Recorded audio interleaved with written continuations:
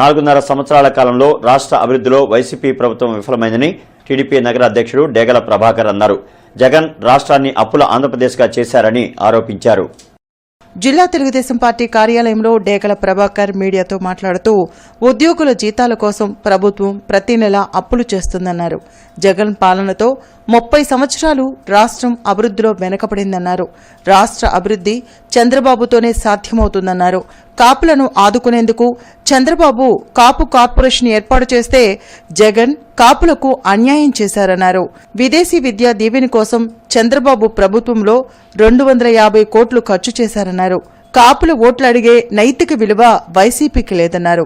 రానున్న ఎన్నికల్లో కాపులందరూ చంద్రబాబు నాయకత్వాన్ని కోరుకుంటున్నారన్నారు.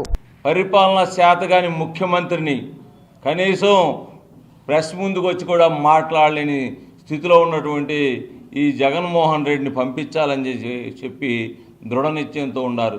ఈ రోజున ఇంకొక మాటలు చెప్తూ ఉంటాడు, రాజకీయాలు వచ్చినాయి కాబట్టి, ఇక ఎన్నికల దగ్గరకు వచ్చినాయి కాబట్టి రకరకాల కమ్యూనిటీల మీద కూడా దుష్ప్రచారం చేస్తాడు.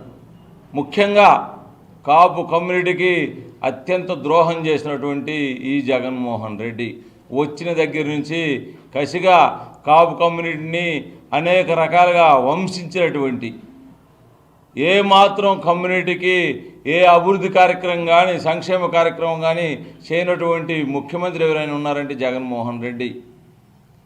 కేవలం కాపులకి ఉపయోగపడింది ఒక్క నారా చంద్రబాబు నాయుడు తెలుగుదేశం పార్టీయే. గత 2014 నుంచి 19 వరకు జరిగిన పరిపాలనలో కాపు కాసింది కాపులకి నారా చంద్రబాబు నాయుడు గారు.